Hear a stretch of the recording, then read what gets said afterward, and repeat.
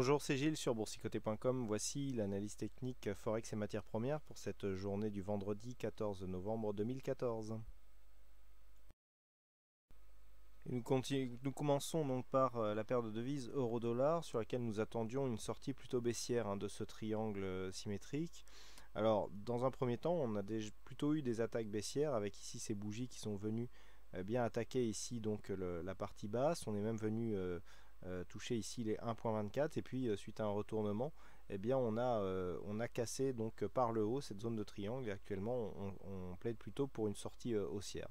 Alors cette configuration est assez rare puisqu'en général on a tendance à dire que sur la rupture d'un triangle dans un sens, eh bien en général on ne revient pas par la pointe dans l'autre sens, donc c'est pas parce que c'est rare que ça n'arrive jamais, et donc cette fois-ci c'est arrivé. Donc on a ici une sortie à contre-pied avec donc un contact sur les 1,24 et donc des cours qui remontent avec ici des plus hauts au-delà des 1,2540. Alors pour autant le biais directionnel n'est pas encore très marqué. Par rapport à cette phase ici d'évolution, on vient casser ici le plus haut, mais on attend ici une rupture de point haut significatif, même si ce point haut ici est cassé. Donc là, on s'inscrit dans une phase de hausse, d'autant plus que la phase ici, la zone ici des 1.25, qui était la zone de résistance de cette phase depuis qu'elle avait été cassée d'une manière significative, est elle aussi cassée à la hausse. Donc dans ce contexte, on peut s'attendre à un retournement un peu plus marqué, avec ici un test de zone de point bas majeur, et je veux bien sûr parler de cette zone ici des 1,2650. Donc ça c'est sur un point de vue je dirais moyen terme.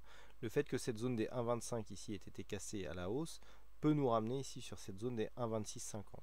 Maintenant, il faut voir, puisque du point de vue des indicateurs, on est quand même dans une certaine neutralité. Il faudrait vraiment s'extirper ici de cette zone des 1,2535 pour impulser un nouveau mouvement haussier.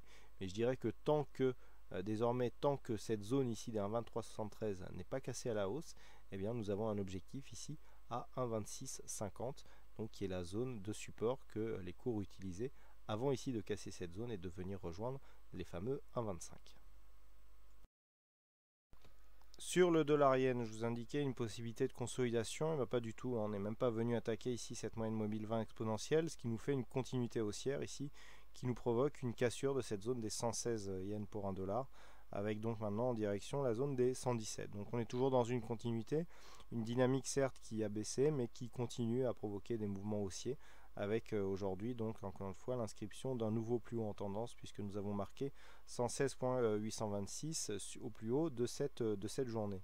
Donc malgré une baisse de la dynamique, on continue sur un mouvement haussier sur le dollar yen, ce qui correspond à une continuité du mouvement de fond, puisque nous sommes depuis maintenant quelques mois dans une tendance moyen long terme qui reste largement orientée à la hausse. Et enfin l'or qui finalement, après avoir ici atteint son extension, eh bien choisit le retournement. Alors dans un premier temps, on avait consolidé ici à 38,2% de Fibonacci, on s'était stabilisé et finalement on a cassé ce retracement du 38,2 qui a encore fait obstacle pour venir ici retester la zone des 1187. Alors hier je vous disais qu'on reviendrait certainement tester ici cette zone des 1187 $ l'once, puisqu'il s'agit d'une zone majeure en ce qui concerne la tendance d'évolution du métal jaune. C'est maintenant chose faite. Alors maintenant, deux choses l'une, soit on reste ici dans cette configuration avec un plus haut qui vient tester le retracement à 50%, et dans ce cas-là, on se stabilise sous cette zone des 1187 $ l'once, soit on commence à remonter au-delà de cette zone, et dans ce cas-là, il y aura une remise en cause de la cassure, puisque nous étions ici sur une zone majeure sur l'or. Le fait que l'on casse dans un sens et puis que l'on revienne ici sur cette zone, eh bien, commence à invalider le mouvement de fond qui veut qu'un support en général se transforme en zone de résistance. Donc là l'enfoncement n'est pas trop fort, mais il faudrait pour pour conserver ici la pérennité de ce biais baissier, eh bien ne pas trop enfoncer ici cette zone des 1187. Donc là on est sur une première attaque, à voir si à partir de la semaine prochaine, si les cours commencent à remonter au-delà de cette zone, on pourra commencer à parler de mouvement de retournement. Alors mouvement de retournement, nous sommes quand même sur une phase où, alors si on élargit un petit peu le graphe, on est quand même dans une phase baissière depuis un bon petit moment. Alors là, effectivement, on a une vue qui va loin, puisqu'on a ici 2011, et puis on voit qu'on est baissier depuis tout ce temps-là. Donc on parlerait de retournement moyen terme, puisque nous sommes ici dans une dynamique moyen terme.